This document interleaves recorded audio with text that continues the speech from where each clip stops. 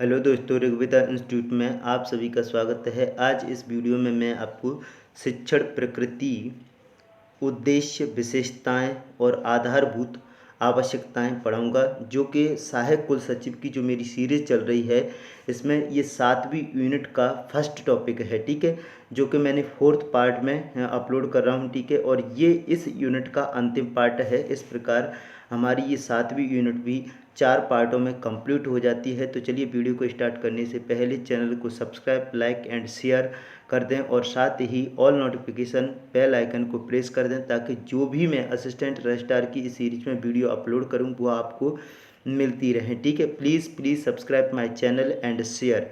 चलिए, तो देख लेते हैं क्या है इसमें। मीनिंग ऑफ टीचिंग, यानी कि शिक्षण का अर्थ क्या होता है। शिक्षण मानवीय मूल्यों के, बड़ा करके देख लेते हैं। शिक्षण मानवीय मूल्यों के विकास पर बल देता है। यानी कि जो शिक्षण होता है ना, वो मानवीय मूल्यों के विकास पर क्या देता है, बल देता है। यानी कि मानव में क्या करता है, मूल्यों का विकास कर देता है। ठीक है, शिक्षण देखो भाई, पहले जो एक बालक होता है जो अशिक्षित होता है, या कोई भी व्यक्ति होता है जो अशिक्षित होता है, वो बर्बर प्रजाति का यानी कि बर्बर प्रकार का होता है, हिंसक होता है। ठीक है, लेकिन जब वो शिक्षा ग्रहण कर लेता है तो वही व्यक्ति एक क्या बन जाता है, शिक्षित व्यक्ति बन जाता है, और उसमें मानवीय मूल्यों का क्या हो जाता है, विकास हो जाता है। यानी कि शिक्षण मानवीय मूल्यों का क्या करता है, विकास करता है। क्योंकि यही कैसी प्रक्रिया है, सामाजिक प्रक्रिया है। यानी कि समाज में रहकर के शिक्षण किया जाता है, इसीलिए क्या है, एक सामाजिक प्रक्रिया है। यानी कि समाज का भी क्या करती है, विकास करती है शिक्षण प्रक्रिया। ठीक है, आगे देख लेते हैं। शिक्षण में सबसे महत्वपूर्ण तत्व शिक्षक और विद्यार्थी के मध्य प्रत्यक्ष वार्तालाप होता है। ठीक है, दोनों के मध्य क्या होता है, प्रत्यक्ष वार्तालाप होता है। शिक्षण कोई मौलिक अवधारणा नहीं है, क्योंकि यह सामाजिक व मानवीय कारकों से गतिशील एवं प्रभावित होता है। इस प्रक्रिया के अंतर्गत हम औपचारिक एवं अनौपचारिक रूप से सीखने के अनुभवों का विस्तार देते हैं। यानी कि जो शिक्षण प्रक्रिया होती है, हम उसमें औपचारिक रूप से यानी कि विद्यालय में रहकर सीख रहा हूँ, औपचारिक शिक्षा कहलाती है। और विद्यालय के अलावा जो शिक्षा होती है, हम उनको जो व्यवहारिक नॉलेज मिलती रहती है, घर परिवार या वैसी जो मिलती रहती है लोगों से, दोस्तों से, यारों से जो मिलती रहती है, हमको उसे अनौपचारिक शिक्षा कहते हैं। तो इसके अंतर्गत दोनों ही शिक्षाओं को क्या किया जाता है, शामिल किया जाता है शिक्षण के अंतर्गत। ठीक है, अनुभवों का विस्तार देते हैं। शिक्षण को हमारे समाज में बदलाव लाने के लिए भी क्या है, एक विद्यालयी उपकरण कहा जा सकता है। ठीक है, यानी कि शिक्षण जो होता है ना, वो समाज में बदलाव लाने के लिए क्या है, एक विद्यालयी उपकरण कहा जाता है। आगे चलते हैं। वर्तमान शैक्षिक परिवेश में शिक्षण का उद्देश्य सिर्फ रटना या बलपूर्वक ज्ञान को मस्तिष्क में बिठाना नहीं है, बल्कि विद्यार्थियों में अधिगम करके, अधिगम मतलब उनसे वह कार्य स्वयं करवा करके ही क्या है, सिखाने की गतिशीलता लाना भी है। ठीक है, शिक्षण के मुख्य 3 पक्ष होते हैं जो एक दूसरे से घनिष्ठता के साथ जुड़े हुए रहते हैं। ठीक है, अभी आगे चलते हैं, देख लेते हैं 3 पक्ष कौन से होते हैं। तो शिक्षक, ठीक है, ये स्वतंत्र चर होता है इसका। विद्यार्थी, पाठ्यक्रम, शिक्षण के द्वारा ही विद्यार्थी नवीन ज्ञान अर्जित करने में क्या होता है, सफल होता है। तो ध्यान रखना, शिक्षण के कितने 3 पक्ष होते हैं, वो 3 पक्ष कौन से हैं, शिक्षक है, विद्यार्थी है और पाठ्यक्रम है। ठीक है, बहुत महत्वपूर्ण क्वेश्चन है ये, पूछा जाए शिक्षण के मुख्य 3 पक्ष या अवयव या ध्रुव कौन कौन से हैं, तो आप बताएंगे शिक्षक पहला ध्रुव होता है। ठीक है, आगे चलते हैं, सॉरी, शिक्षक, विद्यार्थी, पाठ्यक्रम, शिक्षण के द्वारा ही विद्यार्थी नवीन ज्ञान अर्जित करने में क्या होता है, सफल होता है। आगे चलती हैं, परिभाषाएं देख लेते हैं जो कि बहुत महत्वपूर्ण है। विद्यार्थी के व्यवहार में परिवर्तन लाने के लिए दी जाने वाली क्रिया क्या है, शिक्षण है। यानी जो विद्यार्थी होता है उसके व्यवहार में हम परिवर्तन लाना चाहते हैं, और उसके लिए जो उसको क्या कहते हैं, शिक्षा दी जाती है, वही क्या कहलाती है, शिक्षण कहलाती है। ये किसने कहा है, क्लार्क ने कहा है। ठीक है, क्लार्क ने कहा है। अधिगम को अभिप्रेरित करने वाली क्रिया शिक्षण है। अधिगम यानी कि सीखने को अभिप्रेरित करने वाली क्या है, क्रिया शिक्षण है। ये किसने कहा है, बीओ स्मिथ ने कहा है। ठीक है, अगला है L N page. L N page ने क्या है, शिक्षण कला और विज्ञान दोनों हैं। ये बहुत महत्वपूर्ण है, शिक्षण क्या है, कला और विज्ञान दोनों ही हैं। और ये किसने कहा है, एल एन पेज ने कहा है। कला मीन्स अनुभवों पर आधारित है, इसीलिए इसे कला कहते हैं। इसमें क्रमबद्धता पाई जाती है, इसीलिए इसे क्या कहते हैं, विज्ञान कहते हैं। ठीक है, आगे चलते हैं। ये शिक्षण या अभिक्षमता क्या है, वो बात हो गई। ठीक है, अब शिक्षण की प्रकृति यानी कि नेचर ऑफ टीचिंग देख लेते हैं। शिक्षण एक व्यापक प्रक्रिया है। आपको अगर पूछा जाए शिक्षण कैसी प्रक्रिया है, तो एक व्यापक प्रक्रिया है। शिक्षा क्या है, कला या विज्ञान, तो दोनों ही हैं शिक्षा। लेकिन शिक्षण क्या है, एक व्यापक प्रक्रिया है जो विद्यार्थियों के संज्ञानात्मक, भावात्मक क्रियात्मक पक्षों को क्या करती है, अभिप्रेरित करती है। शिक्षण में शिक्षक की भूमिका महत्वपूर्ण होती है, ध्यान रखना, शिक्षण में किसकी भूमिका महत्वपूर्ण होती है, शिक्षक की भूमिका महत्वपूर्ण होती है। शिक्षण प्रक्रिया का गहन विश्लेषण करने पर शिक्षण की प्रकृति का हमें क्या हो जाता है, बोध हो जाता है। शिक्षण प्रक्रिया का जब हम गहन विश्लेषण करेंगे ना, गहन विश्लेषण, तब हमें क्या हो जाएगा, पर करने पर शिक्षण की प्रकृति का क्या हो जाता है, हमें बोध हो जाता है। ठीक है, आगे चलते हैं। शिक्षण की प्रकृति का विश्लेषण अथवा व्याख्या निम्नलिखित रूप में की जा सकती है। अब शिक्षण की प्रकृति कैसी होती है, इनको बिंदुओं के माध्यम से समझने का प्रयास करते हैं। ठीक है, तो देखते हैं। पहला बिंदु है, शिक्षण एक त्रिध्रुवीय प्रक्रिया है। त्रिध्रुवीय मतलब 3 ध्रुव माने गए हैं, और वो कौन सी हैं तो देख लेते हैं। तो मेरे हिसाब से शिक्षक विद्यार्थी पाठ्यक्रम 3 ध्रुव हैं, और ये शिक्षा मनोवैज्ञानिक कौन है, रायबर्न ने इस बात को बोला है कि शिक्षण की त्रिध्रुवीय प्रक्रिया माना गया है। रायबर्न के अनुसार विद्यार्थी, शिक्षक, पाठ्यचर्चा शिक्षण के 3 ध्रुव हैं। देखो क्लियर। और BS ब्लूम ने क्या है, शिक्षण के 3 पक्ष हैं, जो कि कौन सा है, शिक्षण उद्देश्य है, सीखने के अनुभव हैं, व्यवहार परिवर्तन होते हैं। ये शिक्षण की क्या होती हैं, 3 उद्देश्य या पक्ष होते हैं। ठीक है, शिक्षण के 3 पक्ष पूछे जाएं तो किसने, BS ब्लूम ने बताए हैं। शिक्षण के 3 ध्रुव बताए हैं तो वो किसने बताए हैं, रायबर्न ने बताए हैं। ठीक है, आगे चलते हैं। शिक्षण कला तथा विज्ञान दोनों हैं, ये आपने में पहले ही परिभाषा पढ़ चुके हैं। Teaching is a science as well as an art. शिक्षा मनोविज्ञान LN पेज के अनुसार शिक्षण कला व विज्ञान दोनों हैं। ठीक है, शिक्षा मनोविज्ञान कौन, LN पेज के अनुसार शिक्षण क्या है, कला और विज्ञान दोनों हैं। यानी कि teaching is a science as well as an art. शिक्षण अनुभवों पर आधारित है, इसीलिए कला है। शिक्षण अनुभवों पर आधारित है, इसीलिए इसे हम क्या कहते हैं, कला कहते हैं।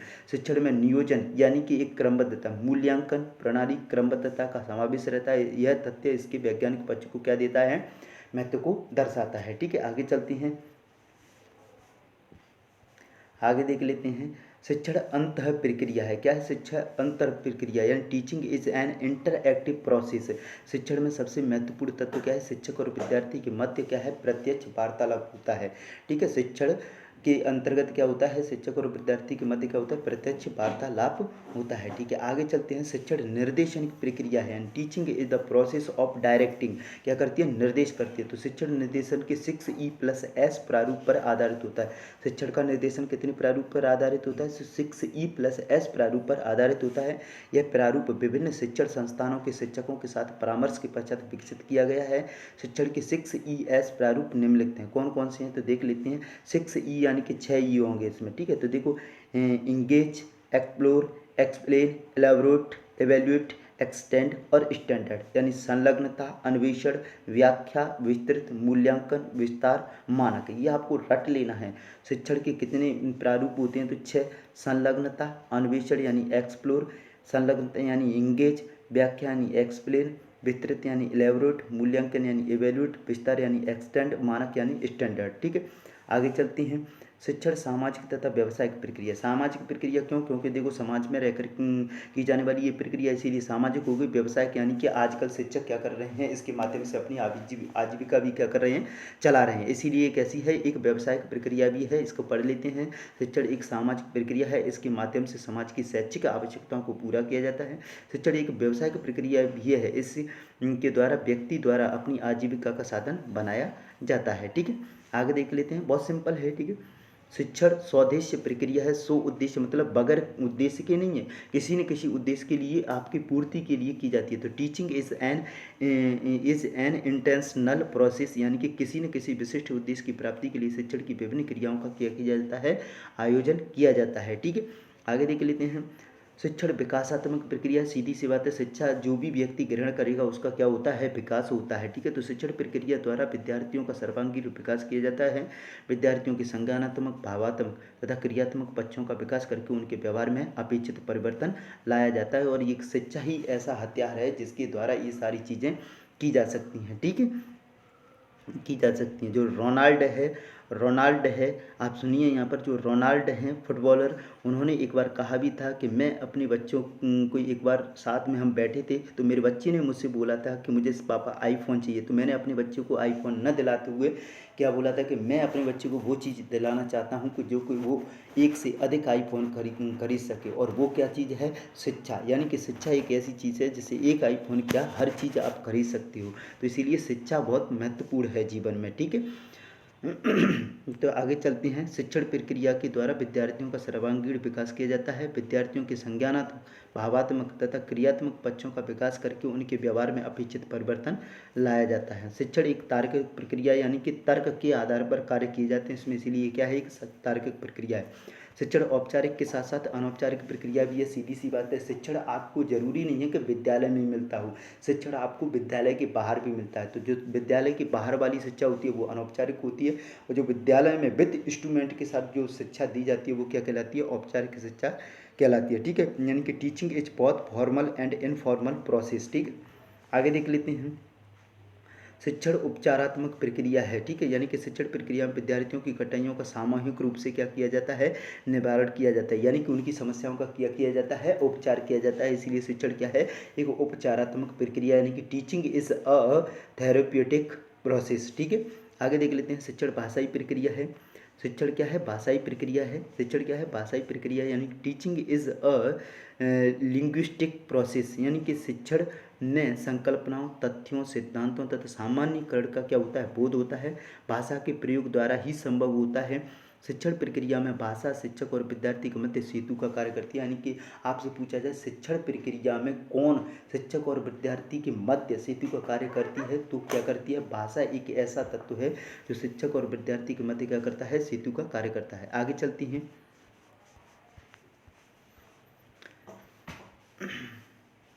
ये अपनी शिक्षण की प्रकृति है, कैसी, वो चल रहा है टॉपिक, शिक्षण की प्रकृति। ठीक है, देख ले। लास्ट पॉइंट है शिक्षण सतत प्रक्रिया, यानी कंटिन्यूअसली चलने वाली प्रक्रिया है। ये जन्म से लेकर के मृत्यु तक शिक्षण चलता है। शिक्षण एक निरंतर, यानी कि जब बच्चा छोटा होता है, स्कूल नहीं जाता है, तब अनौपचारिक शिक्षा चलती है। ठीक है, शिक्षा जब ग्रहण करता है तो औपचारिक शिक्षा चलती है, और उसके बाद भी फिर क्या चलती है, अनौपचारिक शिक्षा चलती है। ठीक है, तो ये प्रोसेस है इस तरीके की। ठीक है, तो देख लेते हैं। शिक्षण सतत प्रक्रिया, यानी teaching is a continuing process. शिक्षण एक निरंतर चलने वाली प्रक्रिया है। विद्यार्थी जीवन भर कौशल, ज्ञान, क्षमताओं तथा अनुभवों से कुछ न कुछ सीखता ही रहता है। ठीक है, अब देख लेते हैं शिक्षण के उद्देश्य। ठीक है, जो अगला टॉपिक है इसी में। ऑब्जेक्टिव ऑफ टीचिंग, यानी सामाजिक व मानवीय मूल्यों का विकसित करना, शारीरिक व मानसिक विकास करना, आध्यात्मिक व नैतिक विकास करना। शिक्षण के ये उद्देश्य हैं। शारीरिक व मानसिक विकास भी करती है, सामाजिक व मानवीय मूल्यों का भी विकसित करती है, आध्यात्मिक व नैतिक विकास भी करती है, और परिस्थिति क्या बिठाने की कोशिश करती है, अनुकूलन बिठाने के लिए आपको सिखाती है शिक्षा। ठीक है, आगे चलते हैं। शिक्षक के साथ साथ सहपाठियों व विद्यालय वातावरण के साथ सहभागिता। शिक्षक के साथ साथ क्या, सहपाठियों व विद्यालय वातावरण के साथ सहभागिता जीवन को पूर्णता व व्यापकता प्रदान करना। सीधी सी बात है, आप कुछ और थे, शिक्षा ग्रहण करने के बाद आईएएस आईपीएस बन जाते हो, तो ये क्या है, पूर्णता मिल जाती है, यानी व्यापकता मिल जाती है, जीविकोपार्जन मिलता है, ज्ञान की समृद्धि होती है। ठीक है, बौद्धिक चरित्र का निर्माण होता है। क्या होता है, बौद्धिक चरित्र का निर्माण होता है। आपसी सहयोग व भ्रातृत्व की भावना का क्या होता है, विकास होता है शिक्षा के माध्यम से। ये शिक्षण के क्या होते हैं, उद्देश्य होते हैं। अब देख लेते हैं शिक्षण की विशेषताएं, यानी कैरेक्टरिस्टिक्स ऑफ टीचिंग, यानी प्रगतिशीलता। शिक्षण की विशेषता क्या है, प्रगतिशीलता। हमेशा इसमें क्या है, गतिशीलता पाई जाती है, कभी रुकती नहीं। विद्यार्थी शिक्षक सहयोग, यानी कि विद्यार्थी और शिक्षक सहयोग पाया जाता है। विद्यार्थी क्रियाशीलता की उपस्थिति, विद्यार्थियों में क्या रहती है, क्रियाशीलता की उपस्थिति रहती है। संवेगात्मक स्थिरता की उपस्थिति, यानी संवेग क्या हो जाती है, शिक्षा ग्रहण करने से संवेग स्थिर हो जाती हैं। ठीक है, प्रभावी नियोजन। ठीक है, प्रभावी नियोजन हो जाता है, आप एक नियोजित व्यक्ति बन जाते हैं। लोकतांत्रिक आदर्शों के अनुकूल होती है, उत्तम विधियों पर आधारित होती है। ठीक है, शिक्षण अगला है, शिक्षण के और उद्देश्य हैं। प्रत्यक्ष अप्रत्यक्ष कच्चा व्यवहार होता है, सहानुभूति एवं दया पर आधारित होता है, निर्देशात्मकता होती है इसके अंदर, विद्यार्थी शिक्षक घनिष्ठ संबंध हो जाती हैं। निदानात्मक, यानी कि बच्चों की समस्याओं क्या होता है, निदान होता है, इसीलिए निदानात्मक है विशेषता। आगे देख देते हैं। विद्यार्थियों के पूर्व ज्ञान का उपयोग होता है, अपेक्षित सूचनाओं का आदान प्रदान शिक्षक, दार्शनिक एवं मित्र की भूमिका होती है। एक बार और देख लेते हैं शिक्षक की विशेषताएं। शिक्षण की विशेषता क्या है, तो प्रगतिशीलता होती है, विद्यार्थी शिक्षक सहयोग होता है, विद्यार्थी क्रियाशीलता की उपस्थिति होती है, संवेगात्मक स्थिरता की उपस्थिति होती है, प्रभावी नियोजन होता है, लोकतांत्रिक आदर्शों की अनुकूल होती है। ठीक है, आगे देख लेते हैं। उत्तम विधियों पर आधारित होता है, प्रत्यक्ष अप्रत्यक्ष कच्चा व्यवहार होता है, सहानुभूति एवं दया पर आधारित होती है, निर्देशात्मकता, विद्यार्थी शिक्षक घनिष्ठ संबंध, निदानात्मक, विद्यार्थियों के पूर्व ज्ञान का उपयोग, अपेक्षित सूचनाओं का आदान प्रदान, शिक्षक दार्शनिक एवं मित्र की भूमिका में होती है। ठीक है, अब देख लेते हैं शिक्षण के प्रकार, जो कि आपके टॉपिक में नहीं दे रखे हैं, फिर भी मैं आपको एक बार ये पढ़ा देता हूँ। ठीक है, शिक्षण को विभिन्न आधारों पर वर्गीकृत किया गया है। प्रत्येक आधार पर शिक्षण के 3 प्रकार हैं, यानी प्रत्येक आधार पर हो, कोई भी आधार हो, उसके 3 प्रकार हैं। ठीक है, पहले देख लेते हैं शासन व्यवस्था के आधार पर। चूंकि पूछे नहीं जाने तो आपको केवल पॉइंट याद रखने हैं। शासन व्यवस्था के आधार पर कौन सा है? निरंकुश शिक्षण, यानी कि शिक्षण प्रक्रिया का संचालन शासक की इच्छा के अधीन होता है। जैसे प्राचीन राजतंत्र में शिक्षा का संचालन ये क्या थी? निरंकुश शिक्षण था। लोकतांत्रिक शिक्षण प्रणाली में क्या होता है? इस व्यवस्था के अंतर्गत शिक्षण प्रक्रिया का संचालन जनता की इच्छा के अनुसार करना होता है, जो कि व्यवहारिक न होने के कारण क्या है? संभव नहीं है। ठीक है, अगला देखते हैं, आगे चलते हैं। हस्तक्षेप रहित शिक्षण क्या है? हस्तक्षेप रहित शिक्षण, यानी शासन व्यवस्था की ओर से शिक्षण के विभिन्न स्वरूपों को क्या कर दिया जाता है? निर्धारित कर दिया जाता है। विद्यार्थी किसी भी स्वरूप में अध्ययन करने के लिए क्या होता है? स्वतंत्र होता है, जैसे भारतीय शिक्षा पद्धति। अब देख लेते हैं अधिगम स्तर के आधार पर शिक्षण के प्रकार। पहला है स्मृति स्तर पर शिक्षण। क्या है? स्मृति स्तर पर शिक्षण। इसके पहले तो जनक सुन लीजिए, कौन है? जनक हर्वर्ट हैं। कौन है? हर्वर्ट हैं, हर्वर्ट। ठीक है, कौन है? हर्वर्ट। आपसे पूछा जाए स्मृति स्तर पर शिक्षण के जनक कौन है? हर्वर्ट हैं। ठीक है, तो आगे चलते हैं, अब देख लेते हैं। यह क्या है? एक मानसिक प्रक्रिया है जो अधिगम, धारणा, प्रत्यास्मरण, प्रत्याभिज्ञान आदि चरणों से मिलकर पूर्ण होती है। इसमें प्रस्तुतिकरण के क्रम में महत्वपूर्ण बिंदुओं को दर्ज किया जाता है। इस स्तर के शिक्षण में विद्यार्थी अधिगम की विषय वस्तु को रटने तक सीमित रखता है, यानी कि यहाँ पर केवल तथ्यों को उसे रटाया जाता है, समझाया नहीं जाता है। 2 एकम 2, 2 दूनी 4, 2 तिया 6, 2 चौक 8, यानी कि ये पहाड़े क्या है? रटाए जा रहे हैं। यानी कि ऐसा नहीं है कि 2 दूना 4 क्यों होता है, 2 चौका 8 क्यों होता है, यानी कि ये टेबल्स आपको रटाई जाती हैं समय, यानी कि यहाँ पर तथ्यों को रटाने पर बल दिया जाता है। वो किस स्तर में? स्मृति स्तर में आपको ये बल दिया जाता है, यानी कि यहाँ पर उसको समझाया नहीं जाता है। ठीक है, आगे देख लेते हैं अवबोध स्तर। अब थोड़ा सा यहाँ पर ज्ञान कराया जाता है। ठीक है, तो अवबोध का मीन्स ज्ञान कराना।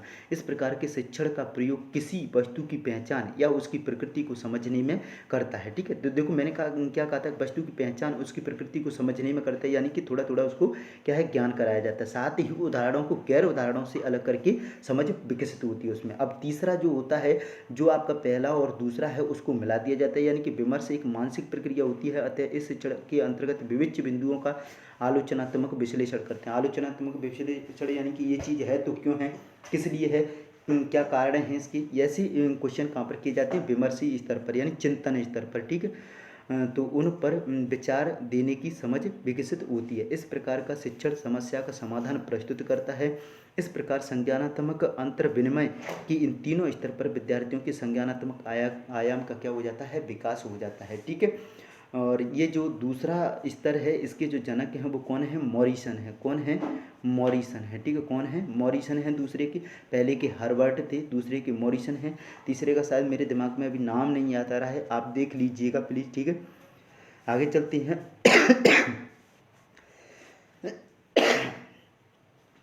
शैक्षणिक प्रबंधन व्यवस्था के आधार पर। अब किसके आधार पर है? व्यवस्था के आधार पर। On the basis of educational management system.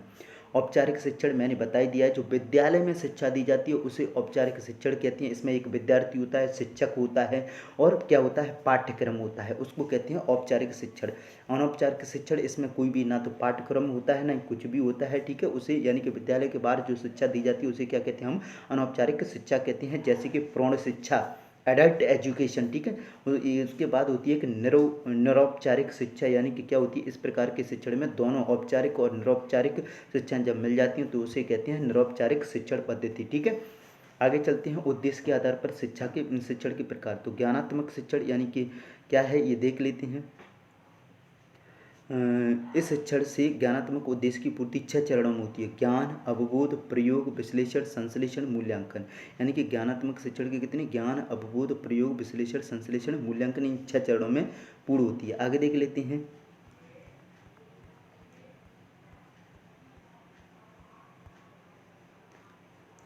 तीसरा भावात्मक शिक्षण, यानी कि इस शिक्षण का संबंध चरित्र निर्माण से होता है। इस शिक्षण के उद्देश्यों की पूर्ति भी 6 चरणों में होती है। ग्रहण, फिर अनुक्रिया होती है, उसके बाद अनुमूल्यन होता है, फिर संकल्पना, संगठन एवं चरित्र निर्माण, ठीक है। उसके बाद है मनोगत्यात्मक शिक्षण। इस शिक्षण का संबंध मस्तिष्क व शरीर दोनों से होता है। इस शिक्षण के विकास को भी 6 चरणों में पूरा किया जाता है। ये ब्लूम दे रहा है इन बातों को, कौन? ब्लूम, ठीक है। उद्दीपन, कार्यकारण, नियंत्रण, समायोजन, स्वाभाविकरण और आदत निर्माण। क्या? आदत निर्माण, ठीक है। अब देख लेते हैं शिक्षण स्वरूप के आधार जो कि अपने लिए उपयोग नहीं है, कितने हैं? तो शिक्षण स्वरूप के आधार यानी कि on the basis of nature of education, वर्णनात्मक डिस्क्रिप्टिव होता है, निदानात्मक यानी डायग्नोस्टिक होता है, उपचारात्मक यानी कि थेरेपेटिक होता है, ठीक है। आगे देख लेते हैं क्रियाओं के आधार पर। क्रियाओं के आधार पर भी 3 होते हैं, प्रस्तुतिकरण यानी प्रेजेंटेशन, प्रदर्शन यानी परफॉर्मेंस, क्रिया यानी एक्शन। अब शिक्षण के सिद्धांत हैं, तो शिक्षण के सिद्धांत आप याद रखिए किसने दिए हैं? जेरोम ब्रूनर ने। किसने दिए हैं? जेरोम ब्रूनर ने शिक्षण के सिद्धांत यानी प्रिंसिपल ऑफ टीचिंग किसने दिए हैं? जेरोम ब्रूनर ने। कब दिए थे? 1963 में। एक बार और देख लेते हैं, जेरोम ब्रूनर ने वर्ष 1963 में शिक्षण का सर्वप्रथम क्या किया था? प्रयोग किया था। यही याद रखना, लेकिन आपके सिलेबस में शामिल नहीं है, इसलिए केवल आप इतनी सी बात याद रखिए, जेरोम ब्रूनर ने वर्ष 1963 में शिक्षण सिद्धांत का क्या किया था?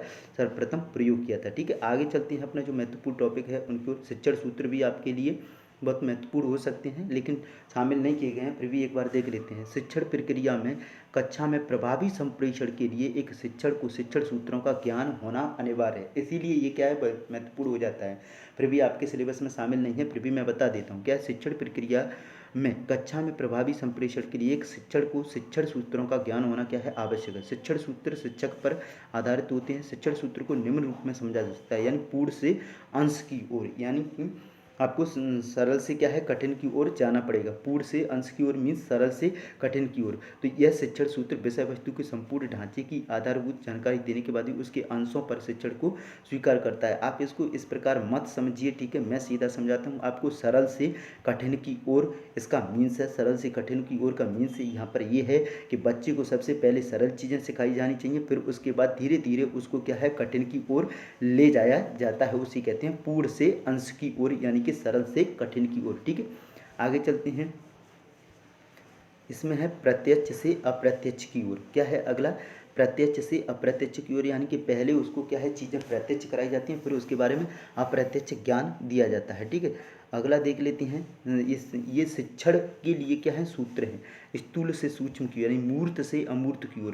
पहले क्या है? अधिगम को इंद्रियों की अनुभूति पर आधारित ज्ञान करने पर बल देता है, और फिर उसके बाद उसकी मूर्ति दिखाई जाती है। उसके बाद अमूर्ति, यानी कि जैसे कि मूर्ति यानी कि कोई मूर्ति दिखाकर उसके बारे में ज्ञान कराना, फिर अमूर्त ज्ञान की ओर धीरे धीरे ले जाया जाता है। उसके बाद है विश्लेषण से संश्लेषण की, यानी विषय वस्तु को पहले इकाइयों में अधिगम करवाया जाता है विश्लेषण करके, ठीक है। इसके बाद सामूहिक अधिगम करवाने पर क्या दिया जाता है? बल दिया जाता है। अगला है ज्ञात से अज्ञात की ओर। ये ज्ञात से अज्ञात की ओर, शिक्षण को पहले ज्ञात वस्तुओं से जोड़ते हैं, फिर अज्ञात की ओर बढ़ते हैं, यानी जोड़ते हैं और फिर अज्ञात की ओर, सरल से जटिल या कठिन की ओर। ये मैं समझा चुका हूँ, ठीक है।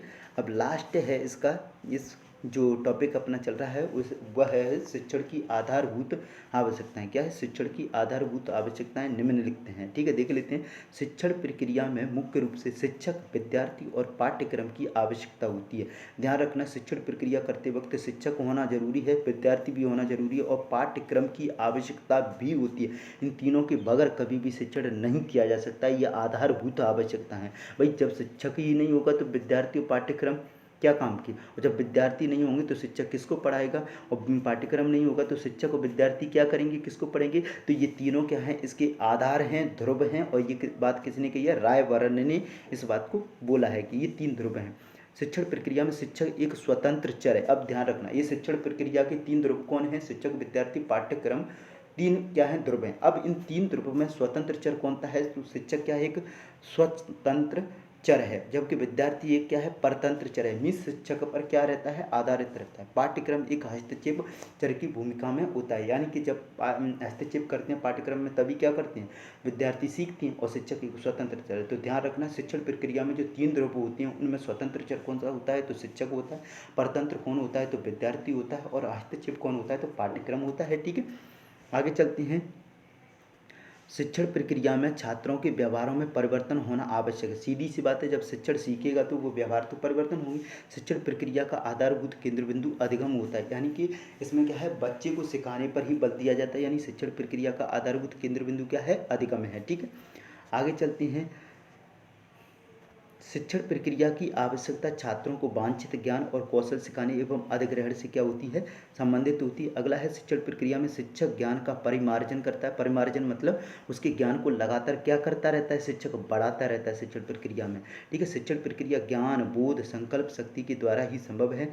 शिक्षण प्रक्रिया प्रेरक प्रतिक्रिया के बीच नए संबंध स्थापित करती है। शिक्षण प्रक्रिया में क्या करती है, प्रेरक प्रतिक्रिया के बीच नए संबंध स्थापित करती है। आगे चलते हैं, लास्ट पॉइंट है। ठीक है, शिक्षण प्रक्रिया में कौशल वातावरण संस्थागत संरचना आदि सभी आवश्यकताएं होती हैं। ठीक है, क्या शिक्षण प्रक्रिया में कौशल वातावरण संस्थागत संरचना आदि सभी आवश्यकताएं होती हैं। भाई कौशल होना चाहिए, जो टीचर है वो क्या है, कौशल युक्त होना चाहिए। वातावरण एक अच्छा होना चाहिए शिक्षण के दौरान। संस्थागत संरचना मीन्स आपकी जो स्कूल है या जो भी इंस्टीट्यूट है वो उसकी संरचना कैसी होनी चाहिए, एकदम बेहतरीन होनी चाहिए, तभी बच्चे का क्या लगेगा, पढ़ने में मन लगेगा। ठीक है, तो देखिए भाई ये हमारी 7वीं यूनिट की जो लास्ट टॉपिक था या लास्ट पार्ट है, ये हमारी 7वीं यूनिट कंप्लीट हो चुकी है। ठीक है, और मैं जितने भी नए स्टूडेंट हैं वो अगर देखते हैं तो मैंने 9वीं यूनिट को कंप्लीट करा दिया है। ठीक है, 9वीं यूनिट को कंप्लीट करा दिया है। आप इनके टॉपिक के नाम से सर्च कर सकती हो, लेकिन चैनल का नाम, मेरे चैनल का नाम है ऋग्वेदा इंस्टीट्यूट। क्या है, ऋग्वेदा इंस्टीट्यूट। ठीक है, ऋग्वेदा इंस्टीट्यूट है, इस पर जाकर के सर्च कर सकती हैं सभी टॉपिकों के नाम से।